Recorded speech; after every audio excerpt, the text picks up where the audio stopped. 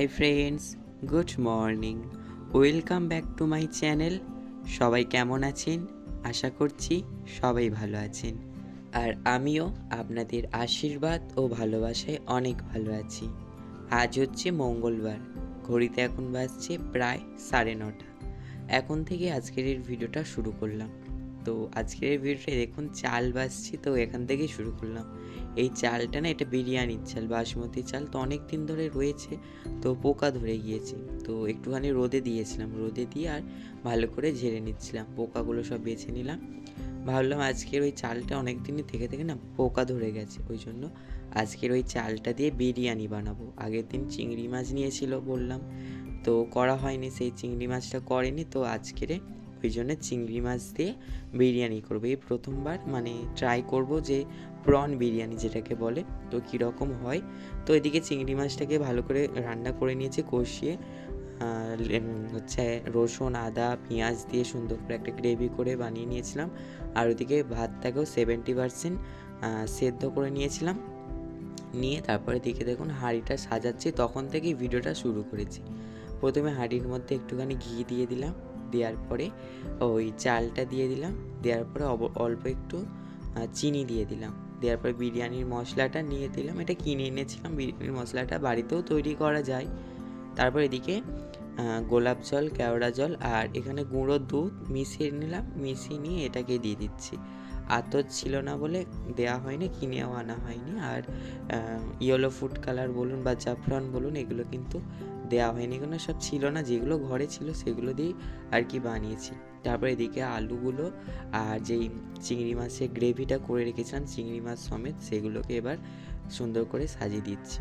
তো এটা প্রথমবার করলাম, তো ভাবলাম রেসিপিটা শেয়ার করব না, তো আগে ট্রাই করেই নিজে তারপরে শেয়ার করব। কিন্তু বড় ভুলটাই করলাম যে শেয়ার না করে, মানে খেতে খুব সুন্দর হয়েছিল, নিজেই ভাবতে পারিনি যে এত সুন্দর হবে। প্রথমবার করেছি তো তো একটু ভয়ে ভয়ে ছিলাম যে কীরকম হবে না হবে। তো দেখি ভালোই হয়েছে, মানে দারুণ দারুণ দারুণ, নিজেই করে নিজেই বলছি। তো এই হচ্ছে ব্যাপার। তারপরে মনে হলো যে কেন যে শেয়ার করলাম না, তাহলে আমার বন্ধুরাও তাহলে বাড়িতে তৈরি করতে পারতো। তো ঠিক আছে, নেক্সট টাইম যখন করব তাহলে অবশ্যই আপনাদের সঙ্গে শেয়ার করব। তো তারপর এদিকে আবার যেটুকু বাকি ছিল রাইস, সেগুলো দিয়ে দিলাম, দিয়ে একটুখানি আবার চিনি দিয়ে দিলাম, চিনি দিয়ে বেরেস্তা যেটা ছিল সেটাকে দিয়ে দিলাম। দেওয়ার পরে আর আবার বিরিয়ানির মশলা দিয়ে আর তেজপাতা যেই দুটো ছিল চালে মানে ভাতের সঙ্গে করেছিল সেটাকে দিয়ে দিলাম।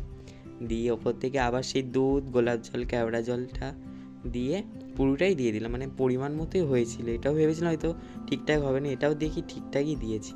তারপরে ঘিটা একটুখানি অল্প করে দিয়ে দিলাম, যেটুকু আর কি ঘি ছিল সেটুকুই দিয়ে দিলাম। মানে পরিমাণটা একদম ঠিকঠাকই হয়েছে, যে বেশি হয়েছে কম হয়েছে তা নয়, মানে আন্দাজে করেছি, দেখি ঠিকঠাকই হয়েছে। ওই জন্য বেশ নিজেরও বেশ দারুণ আনন্দ হচ্ছে। সাথে সাথে মনটাও খারাপ লাগছে, কেন যে ভিডিওটা করলাম না, কেন যে শেয়ার করলাম না। তো তারপরে এদিকে দেখুন ওই একটা বাটির মধ্যে গরম জল দিয়ে আর ওইটাকে হাঁড়িটাকে এর ওপর বসিয়ে দিলাম, এক ঘায়ে কিন্তু বসাতে যাবেন না। তো এখানে দেখুন লো টু হাই ফ্লেমে দিয়ে আর এটাকে একটা ওপর থেকে ভারী কিছু চাপিয়ে দিয়েছি। তো এইভাবে করছি, বা নিচে যে কোনো একটা চাটু দিয়ে তার ওপর ওই হাঁড়িটা বসাবেন। এক গায়ে যদি হাঁড়িটা বসান তাহলে নিচে কিন্তু ধরে যাবে, মানে চুঙে যাবে আর কি। তো এইভাবে আপনারা করবেন। এছাড়া আমি আগে অনেকবারই বিরিয়ানি করেছি, চিকেন বিরিয়ানি। এই প্রন বিরিয়ানিটা আমি ফার্স্ট টাইম করলাম, ওই জন্য ভরসা পাইনি যে কীরকম হবে না হবে। তো তারপরে এদিকে স্নান করে চলে এলাম, এসে চুল ফুল চেনে ঠিক করে নিলাম, একটু মুখে করে নিলাম, ক্রিম মেখে নিলাম। যেহেতু শীত পড়ছে তো মুখের ভীষণ টান ধরে, ওই জন্য মুখে একটা ক্রিম মেখে নিলাম। আর এদিকে একটু বডি অয়েল, সেটাকেও মেখে নিলাম। মানে শীতকালে এলে এইগুলো আমাকে ইউজ করতেই হবে, মানে আমি ইউজ করি আর কি, নাহলে গা হাত পা মানে সেই সাদা হয়ে ওঠে না, কি বলে খোসপটে, তো একদম ভালো লাগে না দেখতে। আর চুলকালে তো পুরো একদম সাদা হয়ে যায় পা পা কী বলবো। তো ওই জন্য এই হচ্ছে ব্যাপার। তো তারপর এদিকে খেতে বসে গিয়েছি। তো চলো আপনাদেরকে দেখাবো কীরকম হয়েছে আর কি। আর হ্যাঁ, ওপর থেকে না ধনে পাতাটা ছড়িয়ে দিয়েছিলাম, ওটা দেখানো হয়নি। তো এবারে দেখুন এক এক করে এক ধার থেকে কেটে কেটে নিচ্ছি। দোকানে যেরকম বিরিয়ানি কাটে সেরকম তো আর কাটতে পারিনি, যে যতটুকু পেরেছি। তো বেশ ভালোই হয়েছিল, দেখতেও বেশ অনেকটা সুন্দর হয়েছে। মানে দোকানে যেরকম হয় না, হাফটা সাদা ভাত থাকে, হাফটা হলুদ কালারের হয়ে থাকে, তো সেই রকম হয়েছিল দেখতে, ওই জন্য বেশ আরও নিজের ভালো লাগছে। আর তারপর সবাই খেয়ে বলছিল বেশ ভালো হয়েছে, আমার মা খেলো, বলে বেশ ভালোই হয়েছে।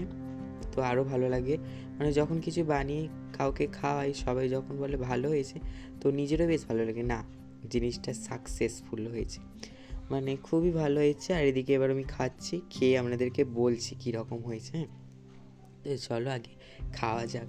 আমি ভিডিও এডিট করব নাকি আমার এখনই গাল থেকে মানে জিভে জল এসে যাচ্ছে, মানে ভিডিও এডিট করার আগে খাওয়া হয়ে গেছে, তবু এখনও যেন মনে হচ্ছে আরেকবার খাই। তো এইদিকে বলছি দেখুন দারুণ হয়েছে। তো আপনাদেরকে আরেকবার দেখাই কাছ থেকে, দেখুন কী সুন্দর হয়েছে। আর চিংড়িগুলোর সাইজগুলো মোটামুটি ছিল, বেশি বড়ও না আর বেশি ছোটো না, আর মিডিয়াম সাইজের ছিল আর কি। কারেন্ট চলে গিয়েছে, পড়তে থেকে এসে আপনাদের সঙ্গে আবার কথা হবে। তো বন্ধুরা পড়তে থেকে চলে এসেছি, আর আমার বাবা কার্তিক পুজো করে কী কী এনেছে চলো আপনাদেরকে দেখাই। আমি দেখিনি, দেখবো। ফার্স্ট একটা মশারি,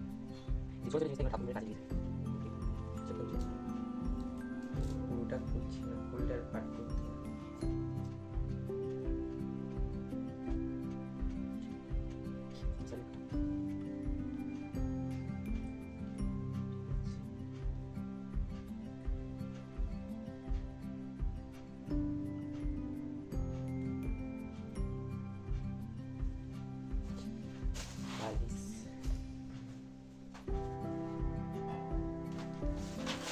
মাদুর,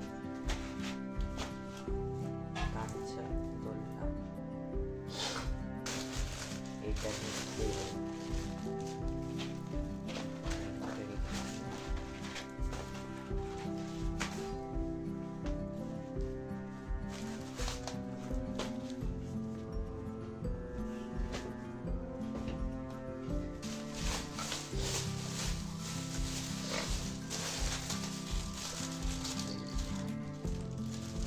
এর মধ্যে 200 টাকা ছিল।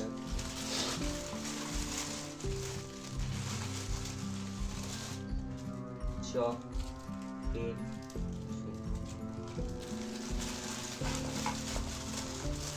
একটা গুলি আছে,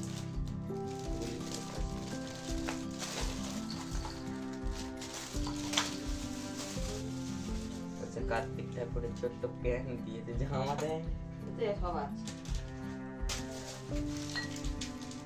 মশলা, এটা তো মশলা, সবজি মশলা, সে ইয়ে করলে দিতে পারে, কি বলে চচ্চড়ি করলে। আচ্ছা জামা দিয়েছি,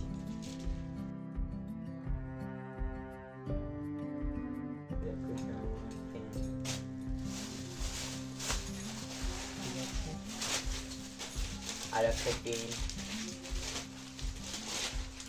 আচ্ছা অফ্রো, যেগুলো কাজে লাগবে আমার সেগুলো আমি বের করে নিচ্ছি। দুটো অফ্রো ঠিক করছে, একটা ব্লু আর একটা গোল্ডেন।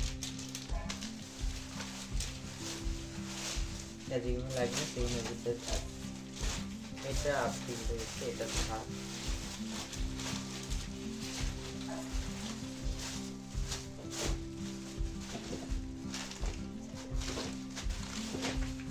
তো আর কিছু তেমন কিছু নেই, এই হচ্ছে এবার তো পুজোর কাজ হয়, জামা আছে আর